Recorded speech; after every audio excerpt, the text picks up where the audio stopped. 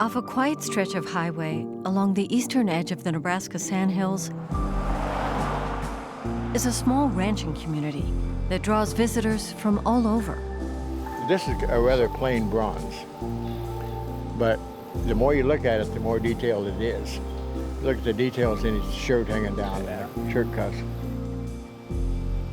With a population of 117, the tiny village of Bartlett has one important distinction. We got the most bronzes per capita of any town in the world. One for every 3 people, about. I don't think anybody can top that.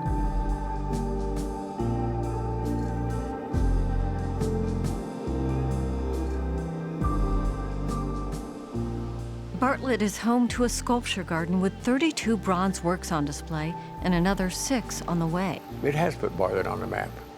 We've had people there from all over the United States, from California to New York. We've had people there this summer from Ecuador. Here about a month ago, we had a busload from Canada. Bob Nichols is retired and oversees the installations. Did I get to tell you about the one that won the show in Calgary? And gives impromptu tours of the garden.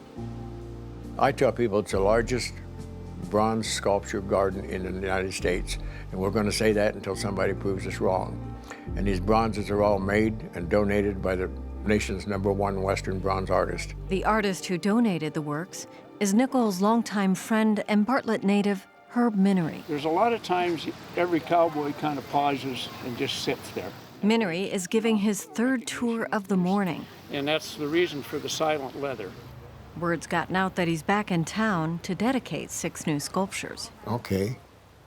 Well, this is taken at your house out east? Yeah, at the back door. Okay. And you remember where that was taken, I think, don't you? Well, I don't. It was at a fair or something. Right here's a shot of me in my younger years. The horse I'm on there, I think, is named Boots. Was a real good horse. Minery was the first male to leave the family ranch in more than a century. Some 60 years later, the landscape still has a hold on him. This was all a little grove of trees right east here where you see that metal gate. And those were the kind of things that inspired me. I would sit under those and draw and say, oh, this is the way life should be. I loved the ranch life, roping steers, roping cattle, and horsemanship. I loved that part of it. But it was the loneliness, I don't know, it was just not the life for me, and I knew it wasn't. But it was the road right outside his home that may have planted those first seeds of a different kind of life. On the way home from school, that was my dreamland. And that was where I conquered the world, and that was where I was alone. It was called the Road to Nowhere because it didn't go anyplace. It actually literally ended after about a mile. The dreams that began on Minery's Road to Nowhere have taken him all over the world. After years working as an illustrator in Hastings, his boss gave him some clay and a wheel for his birthday. Minery began sculpting and never looked back. I realized then that sculpting was probably my best medium. We all have to express ourselves in some way, and it's something that has to come out. With no formal training in fine art, Minery became a master sculptor, primarily known for his work in Western Americana. I look back at my early sculptures. They were mostly action pieces. As I grew a little older and matured a little bit, I saw the humility and the courage and the beauty in the character of the people rather than what they did. It was a tough life. You could tell it on their face. You could see it in their body. You could see it in the carriage of their shoulders.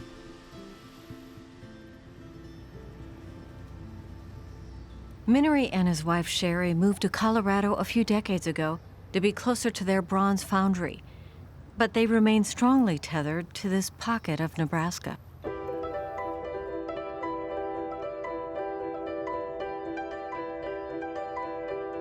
And even on a cold, rainy day, it's clear the people here have never forgotten him. And I think everybody that does anything at all in their life, probably a lot of it's affected by their childhood, you know. A couple of hundred people travel from the area and beyond to welcome the Minerys as they donate several new pieces to the ever-growing bronze garden. Thank you much. Well, you're more than welcome. Herb. Pat, how are you, buddy? Doing good. Good to see you. Well, I think I'm doing okay. Hi, Janice. How are you doing? You get a picture real quick? Well, sure. You bet. That's all right. Still works. Sure. Thank you much. Thank you. At the age of 82, Minnery's work is still in demand.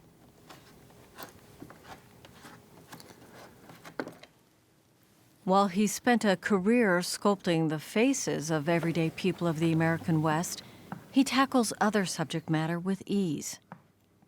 Back home in his Loveland, Colorado studio, Minery is shaping the clay on a 12-foot sculpture of St. Michael for a nearby church. And it's amazing what can stop action or what can change the feel of a piece. I mean, even right down to the ends of the fingers.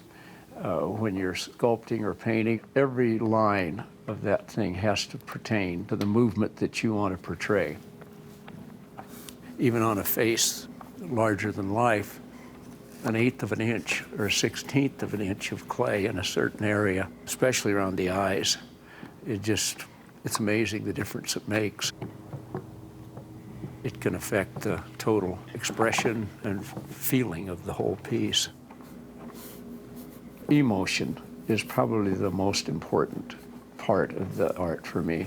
And if I can get the emotion in the face, the emotion that I want, I don't have to have every little line. What's important to me is how that viewer, what it does to their eye and heart when they look at it.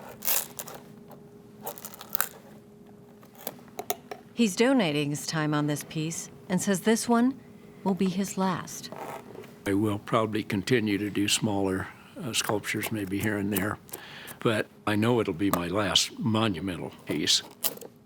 To create this piece in monumental form and have it for an eternity, this is my mark on earth, I guess. This is what it's meant to be.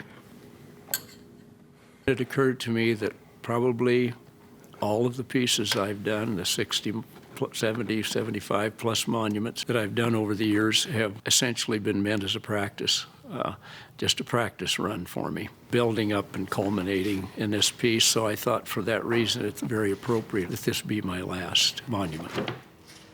If a looming St. Michael is the capstone on a chance career as a sculptor,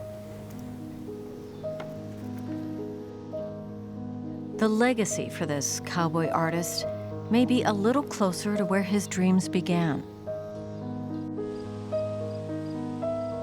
In a tiny town on the edge of the Sandhills. If I ever have a place in history, it will be probably because of not the shows that we've been in from New York, LA, all over the country, and masses of international crowds over the years. It's probably ironic that will never be my legacy. My legacy will probably be a sculpture garden in a little town in the middle of Nebraska. And I'm more than satisfied with that, too.